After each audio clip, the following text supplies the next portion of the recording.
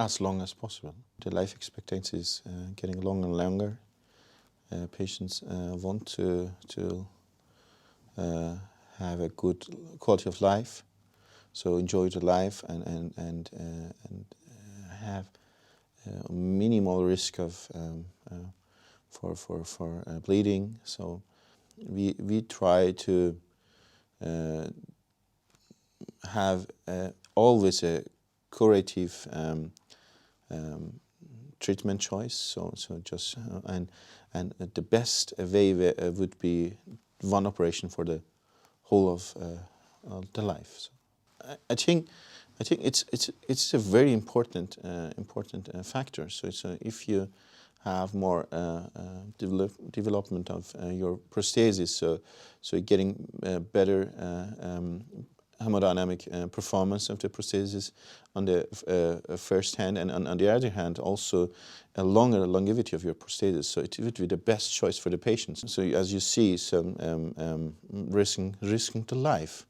Well, actually risking the life. Symptoms like congestive heart failure, left myocardial hypertrophy, and getting less and less activity because of your congestive heart failure. So all problems where if you do also the operation after aortic valve replacement, you cannot get all these problems reversible. So this is a problem. So I think there are many different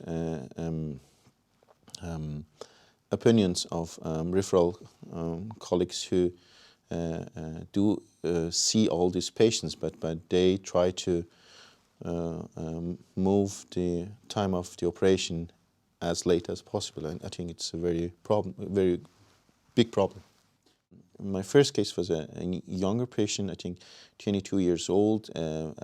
He was playing handball and was very active in sport life. So in this case, he had a bicuspid aortic valve and stenotic aortic valve. So in this case, to implant a mechanical valve, it's not good. So it's we try to in this case implant Resilia, and based on my experience, it is not it's not a completely new valve. It is a upgrading of Perimount Magna Ease.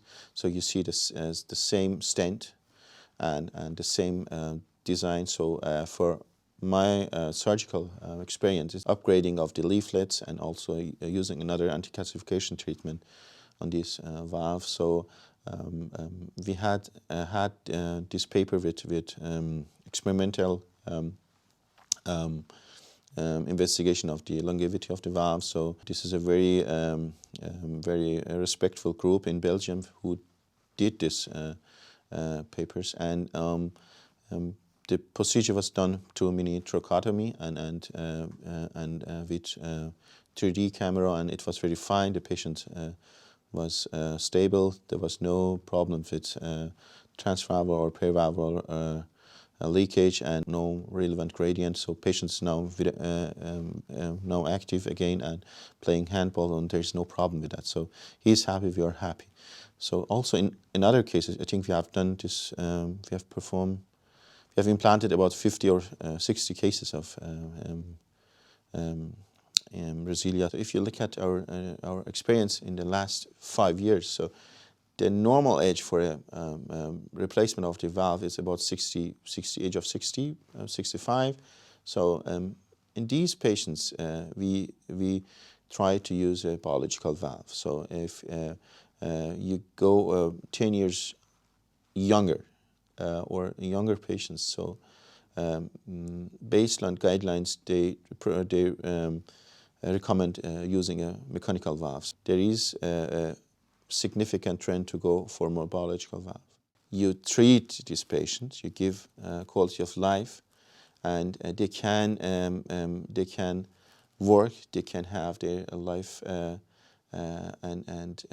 so just enjoying the life. The surgery should help the patient to live more long and without any complications. So this is would be for me as a good success. I think to reduce the traumatic of my operation, if you reduce the traumatic of your surgical procedure, if you implant a very high quality prosthesis, and you can avoid a reoperation for the next 10, 15 years with the same quality of life, I think this would be a success. I hope the life expectancy is getting longer and longer. Patients want to have a good quality of life, so enjoy the life and have minimal risk of for bleeding. So we try to have always a curative treatment choice. So just and the best way would be one operation for the whole of the life. So.